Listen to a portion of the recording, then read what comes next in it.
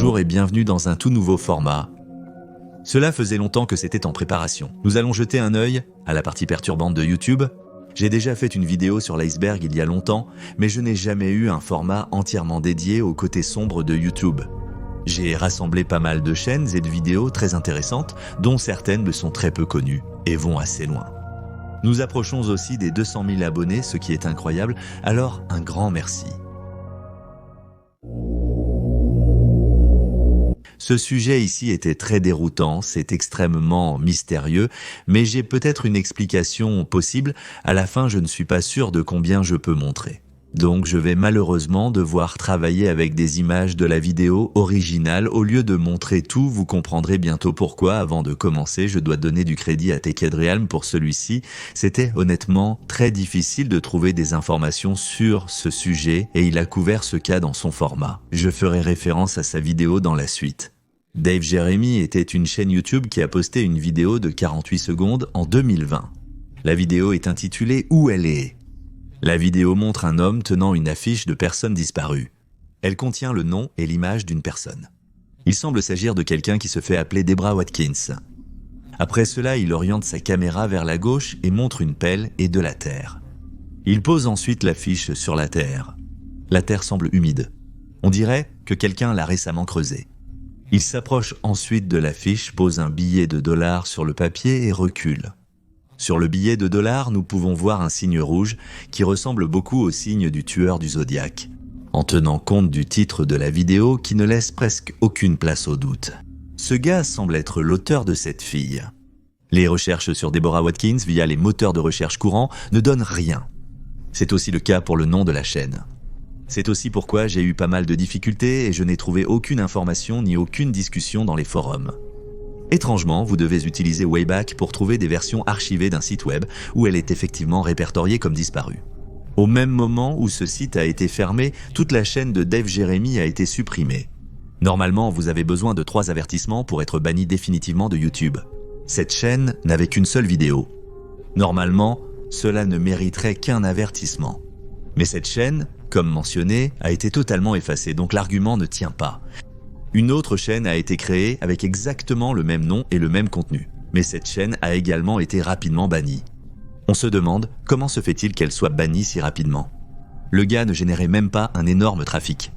Puis, une chaîne déjà existante nommée Tacit Blue a réuploadé la vidéo et sa chaîne entière a été bannie. Donc quiconque réupload cette vidéo verra sa chaîne supprimée. Je n'ai aucune idée si toutes les informations mentionnées par Taked Realm sont réelles, mais si c'est le cas, alors c'est vraiment étrange. Je suis convaincu de l'implication de la police dans cette affaire, mais j'y reviendrai plus tard. Enfin, on peut également voir une bannière sur la page YouTube. C'est très difficile à déchiffrer, mais le Taked Realm a proposé un déchiffrage quelque peu complet qui dit « quelqu'un à cette époque ».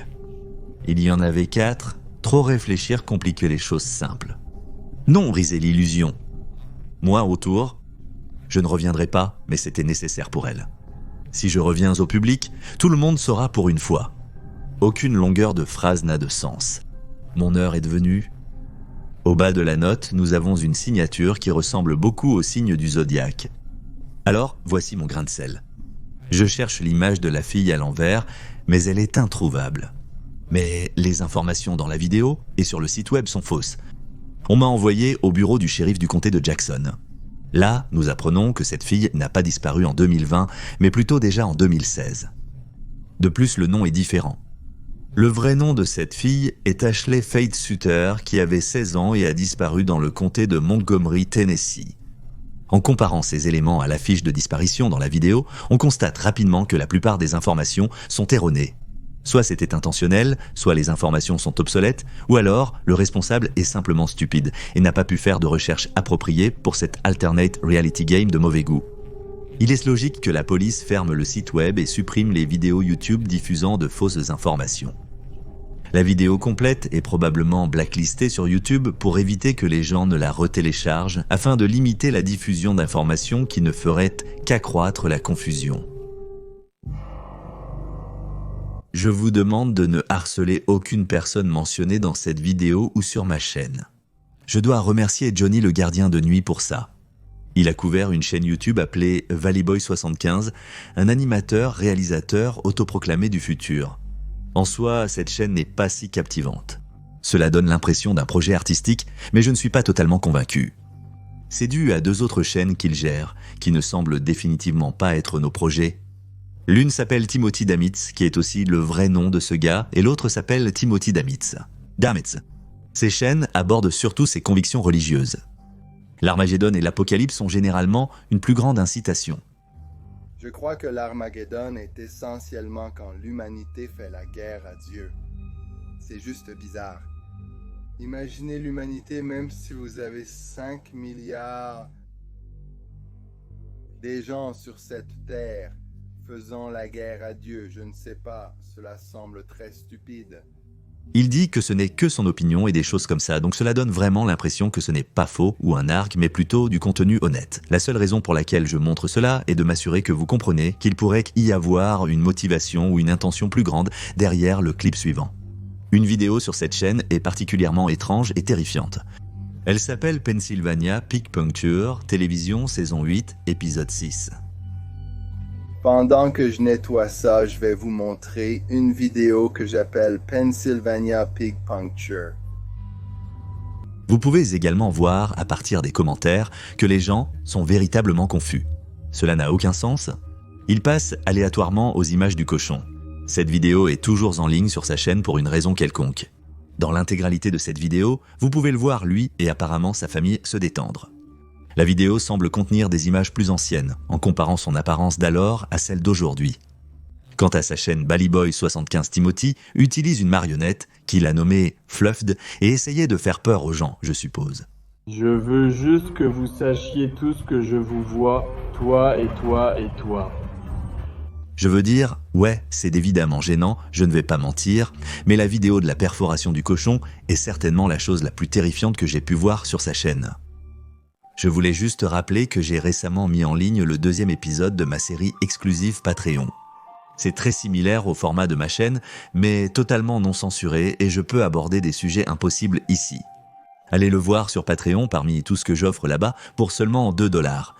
J'ai aussi lancé un Ko-fi, donc si vous vous sentez généreux, j'apprécierais toute forme de soutien. Passons à autre chose. Je suis persuadé que la plupart d'entre vous connaissez Heaven's Gate.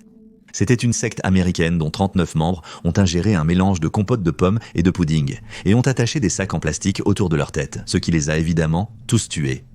Ils croyaient que leur corps n'était qu'un conteneur ou un véhicule pour leur conscience et qu'une fois qu'ils seraient décédés, ils seraient transférés à leur prochain corps.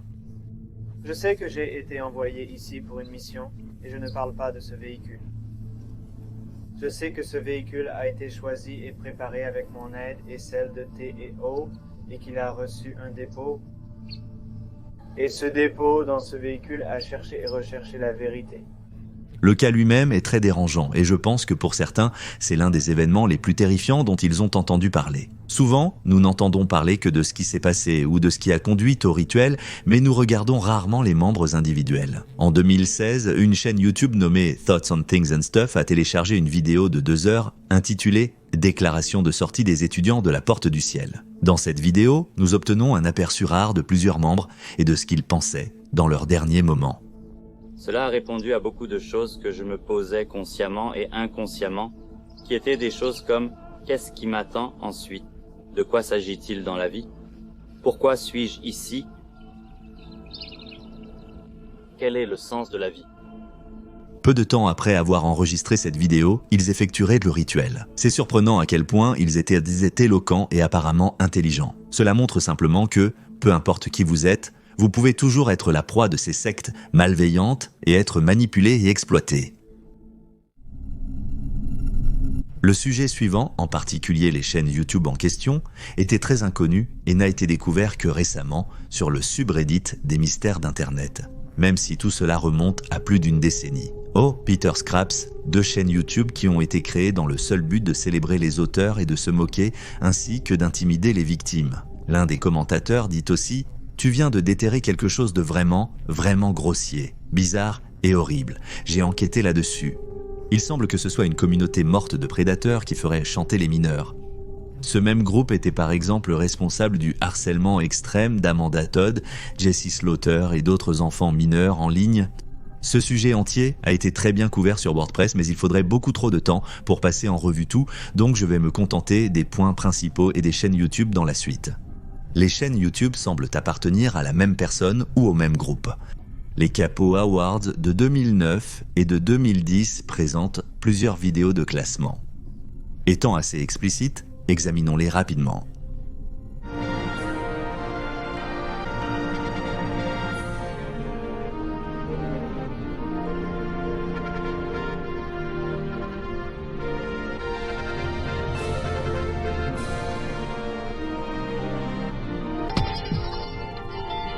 À son domicile du Massachusetts le mois dernier et a trouvé plus de 100 cassettes vidéo de sessions de webcam comme celle-ci. John Hawk, 20 ans, a son propre web show. Il diffuse des vidéos en direct et a beaucoup de followers. Ceci est la photo d'identité judiciaire de Hawk. La police dit qu'il a violé une femme en direct sur Internet. Comment les gens deviennent-ils célèbres en faisant...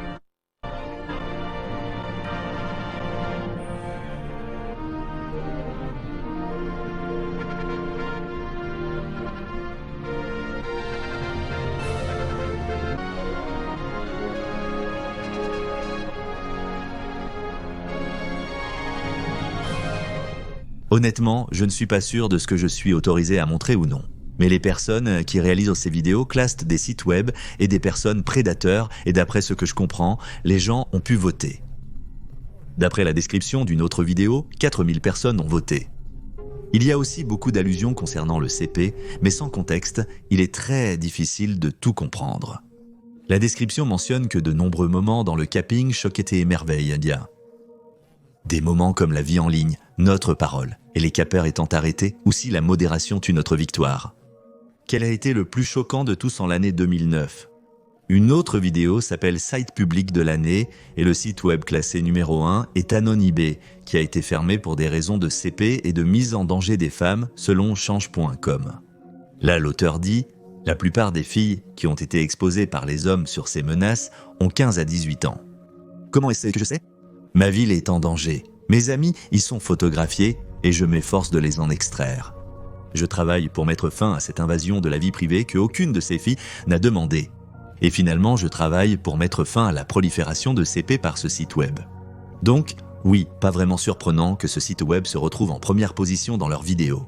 Ce qui devient également apparent, c'est qu'ils trompent ces filles pour les amener à faire quelque chose de regrettable, afin de les faire chanter et les forcer à se déshabiller devant la caméra, et cela est également utilisé pour les faire chanter davantage, conduisant même, dans le cas d'Amanda Tarr, à ce qu'elles se donnent la mort.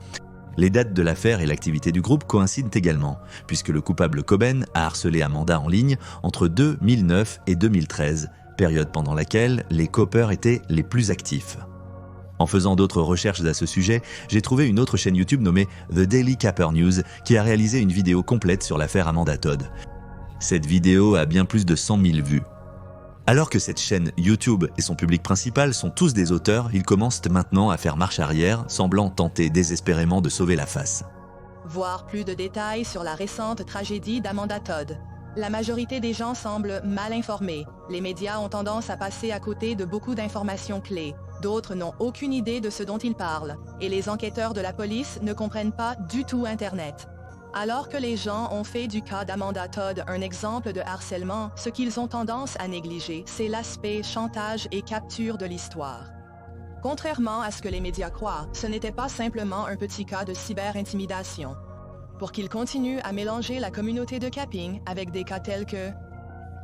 Selon les commentaires et les opinions semblent être mitigés, ce compte me rend malade. Comment quelqu'un pourrait-il faire ça à un enfant ? Signalez cette vidéo. Cette vidéo est tellement effing malade, il devrait être jeté en prison. À la personne qui l'a fait faire ça, êtes-vous content ? Cette fille est morte à cause de toi, elle avait toute sa vie devant elle. Pourquoi ? Pourquoi ferais-tu ça ? Avec quelqu'un qui répond « Oui, je suis content ».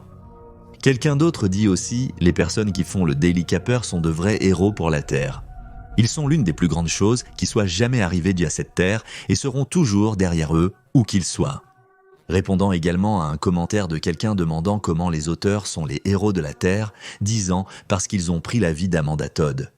Dans les Capo Awards 2010 de l'autre chaîne, il n'y a qu'une seule vidéo publique dessus. Dans ce cas, la production vidéo semble similaire, mais nous avons une voix d'IA qui narre tout.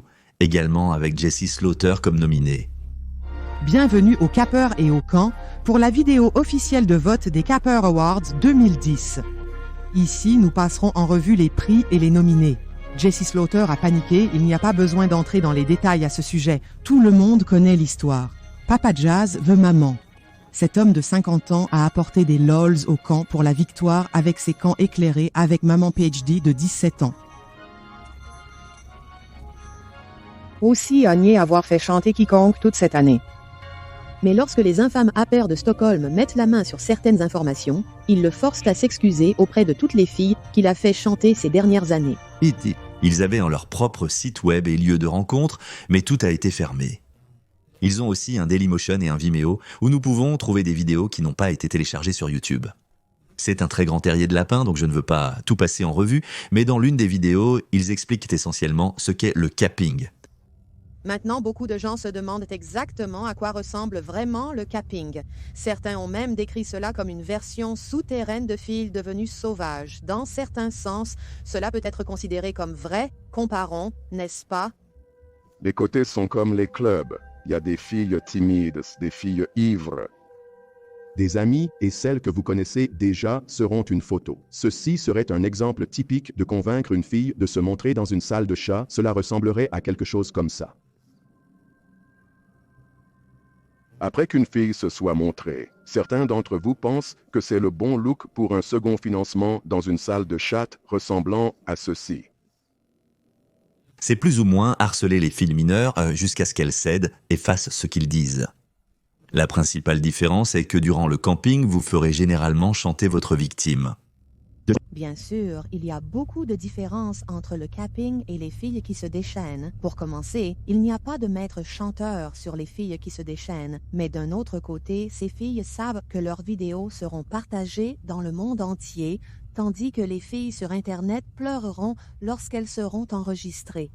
Honnêtement, je suis un peu surpris que la chaîne Dailymotion soit toujours en ligne car une partie du contenu est vraiment étrange. Comme je l'ai déjà mentionné, la plupart de cela date de 2009 à 2012, donc les cappeurs sont soit partis, soit ils peuvent opérer en petits groupes ou en solo. À partir de maintenant,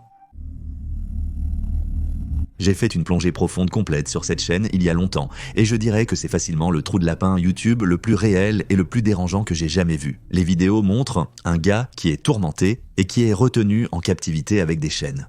De vraies vidéos YouTube le montraient se faisant brûler avec un fer de fournaise. Il y a eu plusieurs entretiens avec lui où il est accusé d'être essentiellement un traître à son pays. Et donc, il n'a plus de droit et il sait que personne ne viendra l'aider. J'ai également reçu plusieurs messages de téléspectateurs de l'époque qui ont décidé de se pencher également sur cette question. Et ils sont convaincus que cela doit être réel, mais je laisse toujours la possibilité ouverte que ce soit peut-être le troll le plus élaboré de l'histoire, mais cela semble très improbable. Le sujet est très méconnu, et avant ma vidéo, il n'y avait aucune mention de ce sujet sur YouTube.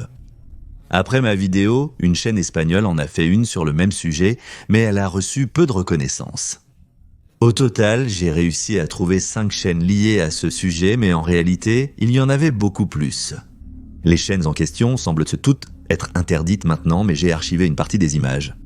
Dans cette vidéo, nous nous concentrerons principalement sur une seule chaîne nommée Aristio Santiago Cortés. C'est à peu près toute la chaîne. Un gaz enchaîné, des croix sur sa peau. Il a aussi perdu beaucoup de poids. Si nous comparons son corps avant son enlèvement, nous pouvons clairement dire qu'il a probablement été affamé pendant plusieurs années en captivité. Il y a aussi des changements occasionnels en termes de lieu dans ses vidéos. Il fait sombre dehors et des morceaux de papier traînent à côté de lui. Dans certaines de ces vidéos, le caméraman montre les environs. Ici, ils sont visiblement dehors. En plus de cela, chaque vidéo sur cette chaîne est presque identique. De plus, la victime ne parle dans aucune de ces vidéos. Ils sont à nouveau à l'intérieur ici. Il est à noter l'intérieur du bâtiment. Il semble abandonné, c'est probablement pourquoi il se sent confiant de le sortir pour filmer aussi. Jusqu'à ce point, on aurait peut-être pu considérer toute cette affaire comme un fétiche étrange ou un troll très élaboré, mais avec le clip suivant, la possibilité diminue drastiquement. Dans celui-ci, le gars derrière la caméra avance. Il chauffe son fer de fournaise et c'est définitivement 100% la vraie affaire. Gardez à l'esprit que c'était complètement accessible à l'époque pendant des années et ce n'est qu'après la sortie de ma vidéo qu'il a été retiré. Cependant, cette vidéo semble toujours un peu étrange. C'est sans aucun doute réel, mais ils semblent très inexpérimentés ou insécurisés dans leur façon de tourmenter la victime. À l'époque, j'avais émis la théorie que le gars derrière la caméra avait été forcé de faire cela, mais ce n'était que des spéculations de ma part. Honnêtement, je n'en ai aucune idée. Bien que j'ai dit que je ne parlerai que d'une des chaînes, je dois vous montrer une des interviews sur l'autre chaîne. Te sens-tu déçu d'avoir tout perdu ?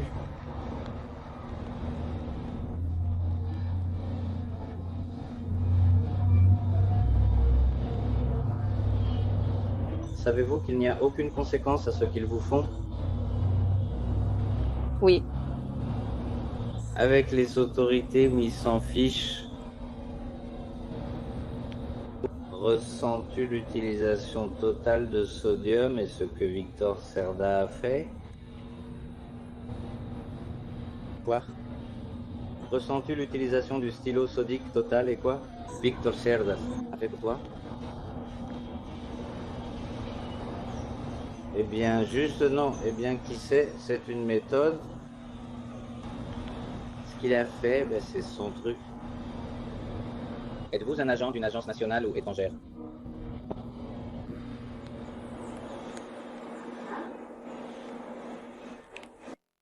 Je mettrai le lien de mon analyse détaillée sur ce sujet ci-dessous, je vous conseille fortement de le lire. Facilement l'une des chaînes les plus sombres, si ce n'est la plus sombre, sur YouTube. En Amérique, de nombreux États autorisent la photographie et la diffusion des salles d'audience. Cela mène à des audiences très troublantes filmées et diffusées sur YouTube. Une se démarque en particulier que certains d'entre vous devraient connaître. Dans cet enregistrement, Chris McNabb nie fermement les accusations d'avoir pris la vie de son bébé de 2 semaines. Je ne comprends tout simplement pas comment vous pouvez trouver quelqu'un coupable d'avoir fait quelque chose à un bébé de 15 jours, car il n'y avait aucune preuve qui prouvait quoi que ce soit sur le fait que j'ai posé mes mains sur mes enfants. Je ne l'ai jamais fait, je ne le ferai jamais. Je n'y crois pas. J'ai été battu enfant et je ne suis pas du tout d'accord avec ça. Et je ne le ferai jamais. Je ne ferai jamais cela. C'est tout ce que j'ai à dire, je ne le ferai jamais, je suis innocent. Honnêtement, on dirait vraiment qu'il croit ce qu'il dit. Quoi qu'il en soit, le juge lui a alors posé une dernière question et ce clip a certainement attiré beaucoup d'attention.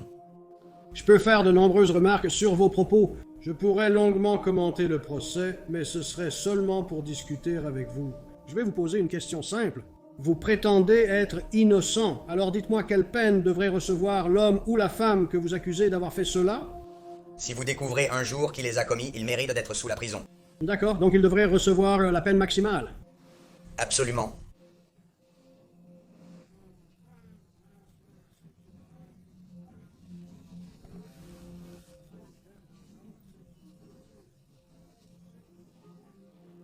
Non seulement il a été condamné à la réclusion à perpétuité sans possibilité de libération conditionnelle, mais sa femme a également été condamnée à 30 ans de prison car elle était complice dans le meurtre de leur fille et a ensuite jeté leur corps dans un sac de sport. Ils étaient tous les deux sous l'influence de drogue pendant leur crime et jusqu'à la toute fin, ils protestaient et disaient aux médias qu'ils étaient innocents, mais en vain. Donc, cette chaîne et son contenu ont maintenant été bannis de YouTube après que je l'ai couverte, donc merci à tous pour l'avoir signalé. Mais le contexte de ces vidéos est très perturbant. Vous avez pu voir des vidéos de chat qui semblaient définitivement étranges. Après quelques recherches, j'ai réalisé que les vidéos de la chaîne n'étaient pas complètes. Au lieu de cela, nous ne voyons qu'un segment des vidéos complètes. Nous voyons la partie avant le tourment de ces chats. C'est pour contourner la suppression de la vidéo ou une éventuelle fermeture de la chaîne entière. Le YouTuber a réussi pendant quelques années, mais suite à ma couverture dans l'épisode 9 perturbant, la chaîne a été signalée en masse, entraînant sa fermeture. Dans l'une des dernières mises en ligne, nous avons pu voir un chat dans une cage. Après quelques secondes, l'uploader a décidé de montrer une image du chat. Cela se poursuit pendant la majeure partie de la vidéo. Vers la fin, il revient aux images. Le chat semble maintenant très différent de l'image et des images précédentes de montrer. La fourrure était soudainement noire. En regardant simplement les images, sans le son, vous n'auriez peut-être pas pu deviner ce qui s'est passé. Cependant, l'audio révèle à peu près ce qui a causé le changement dramatique d'apparence. Vous pouvez entendre un chalumeau en arrière-plan, même si l'audio n'est pas joué ici. La description de cette vidéo dit « Fourni par Gâteau, merci ». Bien que vous ne puissiez entendre qu'un chalumeau dans la vidéo, il est confirmé que le chalumeau a été utilisé pour brûler le chat vivant. Au total, la vie de 13 chats a été prise de cette manière. Makoto Oya, 52 ans, a commis ces actes.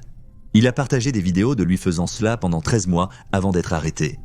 Les images sont très explicites, d'où la version coupée sur YouTube. Au cours des premières étapes du procès, Makoto soutenait qu'il ne devrait pas être un crime de prendre la vie de ses chats puisqu'il ne faisait que, je cite, « effectuer un contrôle des nuisibles ». Plus précisément, Leach a dit « les excréments et l'urine des chats puent. Leurs griffes sont aiguisées pour blesser. Je ne considère pas l'extermination d'animaux nuisibles comme une violation de la loi. Donc en gros, il ne regrette rien et il n'a été condamné qu'après de 2 ans et a probablement seulement purgé 1 an. Cette chaîne YouTube ici n'est qu'une des nombreuses langues qui partagent un contenu similaire ou identique ici sur YouTube. Ces personnes, ce sont également des forums japonais comme 5Ch, mais c'est juste trop difficile de faire des recherches quand on ne parle pas la langue, donc je m'arrête ici. C'est probablement l'une des vidéos de catastrophe les plus choquantes ici sur YouTube. En 2020, dans le port de Beyrouth, une grande quantité de nitrate d'ammonium a explosé. La cargaison avait 2,75 tonnes de la substance et elle était stockée dans un entrepôt sans mesure de sécurité appropriée pendant les 6 années précédentes.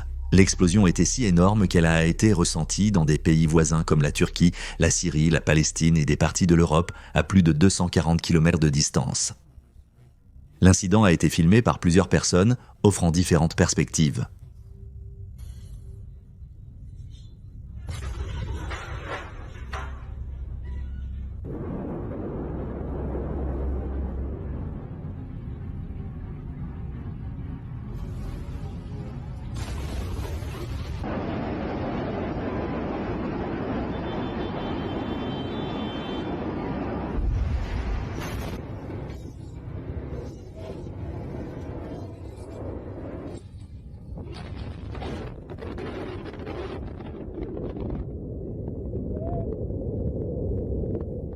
Au début, je croyais que le nombre de victimes serait très élevé, vu les images des bâtiments qui semblaient se désintégrer.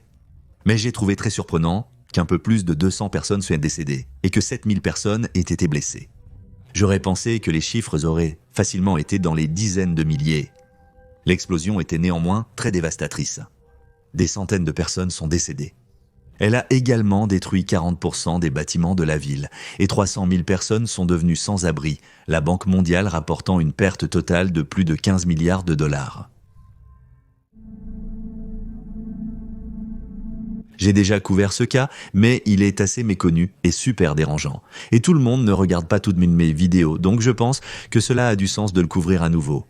Un spectateur de mon subreddit l'a recommandé. Le post dit « Un Russe extrait une caméra de son œil sur YouTube ». C'est la chaîne d'un Russe qui croit qu'il a des caméras dans ses yeux.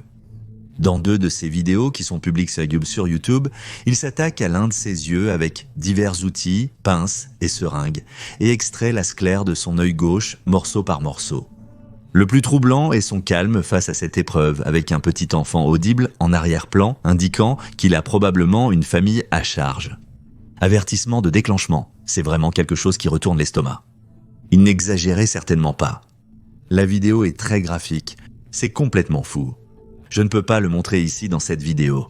Il retire essentiellement des morceaux d'œil. Je ne comprends pas la langue, mais il semble s'agir d'un homme qui lutte avec son état mental et qui semble quelque peu paranoïaque. Il est convaincu qu'il y a des caméras dans son œil et essaie de les enlever. Dans ses dernières vidéos, ses yeux semblent en bonne santé, donc il ne leur a pas causé de dommages permanents.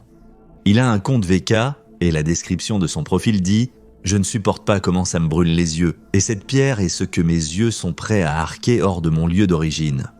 Quelqu'un s'il vous plaît, aidez-moi. » C'est une traduction très approximative, mais vous pouvez clairement voir à quel point il lutte mentalement et combien il croit qu'il y a des caméras dans ses yeux.